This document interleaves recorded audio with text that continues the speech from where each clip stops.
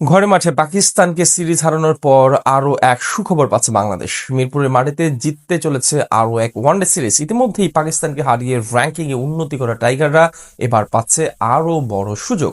মিরাজ, শান্ত, লিটনদের কল্যাণে বিশ্বকাপে সরাসরি টিকিট পাওয়া নিয়েও কমতে যাচ্ছে দুশ্চিন্তা। তবে আসন্ন সিরিজকে সামনে রেখে কি এমন সুখবর পেতে চলেছে বাংলাদেশ, তার বিস্তারিত প্রতিবেদনে। পাকিস্তানের বিপক্ষে রোমাঞ্চকর লড়াইয়ে সিরিজ জিতে স্বস্তির নিঃশ্বাস ফেলছেন মেহেদী হাসান মিরাজরা। ওয়ানডে র্যাঙ্কিং এ 10 নম্বরে থেকে এক ধাপ উন্নতি করে 9 উঠেছে টাইগাররা। ঈদের ছুটির পরও টাইগারদের এই স্বস্তি অব্যাহত থাকতে পারে, কেননা আগামী মাসে বাংলাদেশে খেলতে আসা কিউইরা তাদের সেরা তারকাদের পাচ্ছেন না বাংলাদেশের বিপক্ষে সিরিজটিতে। অন্যদিকে আইসিসি ওয়ানডে র্যাঙ্কিং এ 4 নম্বরে থাকা পাকিস্তানের বিপক্ষে 2-1 এ সিরিজ জিতে 3 রেটিং পয়েন্ট অর্জন করেছে বাংলাদেশ। এতে ওয়েস্ট ইন্ডিজকে টপকে 9 উঠে এসেছে তারা। আগামী বছরের মার্চ পর্যন্ত এই অবস্থান ধরে রাখতে পারলে আফ্রিকায় অনুষ্ঠিতব্য 2027 ওয়ানডে বিশ্বকাপে সরাসরি অংশগ্রহণ নিশ্চিত হবে লাল সবুজের প্রতিনিধিদের। এদিকে আইসিসির ওয়ানডে র্যাঙ্কিং এ বর্তমানে 2 এ রয়েছে নিউজিল্যান্ড। ফলে তাদের বিপক্ষে সিরিজ জিতলে বাংলাদেশের রেটিং পয়েন্টে আরো বড় উন্নতির সুযোগ থাকবে। উল্লেখ্য, আগামী 13 এপ্রিল দ্বিপাক্ষিক সিরিজ খেলতে বাংলাদেশে আসবে নিউজিল্যান্ড দল। 17,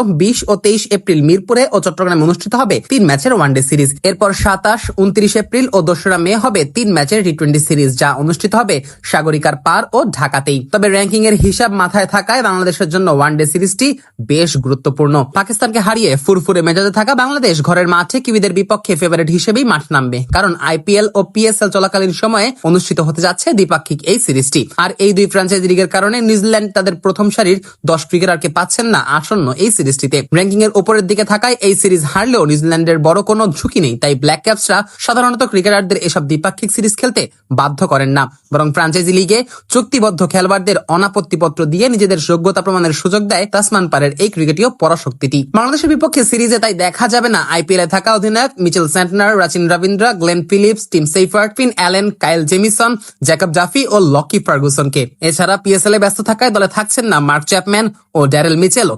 ফলে অনেকটা তরুণদের নিয়ে গড়া দ্বিতীয় সারির দলই বাংলাদেশে পাঠাবে কিউইরা। এমনকি দলের 2 কোচ লুক রঙ্কি ও জ্যাকব ওরাম পিএসএল এ ইসলামাবাদ ইউনাইটেডের সঙ্গে যুক্ত থাকায় বাংলাদেশে আসছেন না। তবে বাংলাদেশ অবশ্য সেরা দলটা নিয়েই কিউইদের বিপক্ষে মাঠে নামবে। বিশ্বকাপে সরাসরি কোয়ালিফাই করার চ্যালেঞ্জ থাকায় কোনো পরীক্ষা নিরীক্ষার মধ্য দিয়ে যাওয়ার ভাবনা নেই বলে জানান অধিনায়ক মেহেদী হাসান মিরাজ। এ প্রসঙ্গে মিরাজ বলেন, আমাদের লক্ষ্য রাখতে হবে প্রত্যেকটি রেটিং পয়েন্ট আমাদের জন্য অনেক অনেক গুরুত্বপূর্ণ। আমাদের মাথায় রাখতে হবে যে 2027 বিশ্বকাপে আমাদের কোয়ালিফাই করতে হবে। এজন্য প্রত্যেকটা সিরিজ, প্রত্যেকটা ম্যাচ আমাদের জন্য অনেক বেশি জরুরি। আমরা ওইভাবেই চিন্তা করব যে কিভাবে আমরা সিরিজ জিততে পারি, ম্যাচ জিততে পারি। পাকিস্তানের বিপক্ষে রোমাঞ্চকর লড়াইয়ে সিরিজ জিতে স্বস্তির নিঃশ্বাস ফেলছেন মেহেদী হাসান মিরাজরা। ওয়ানডে র্যাঙ্কিং এ 10 নম্বরে থেকে এক ধাপ উন্নতি করে 9 উঠেছে টাইগাররা। ঈদের ছুটির পরও টাইগারদের এই স্বস্তি অব্যাহত থাকতে পারে, কেননা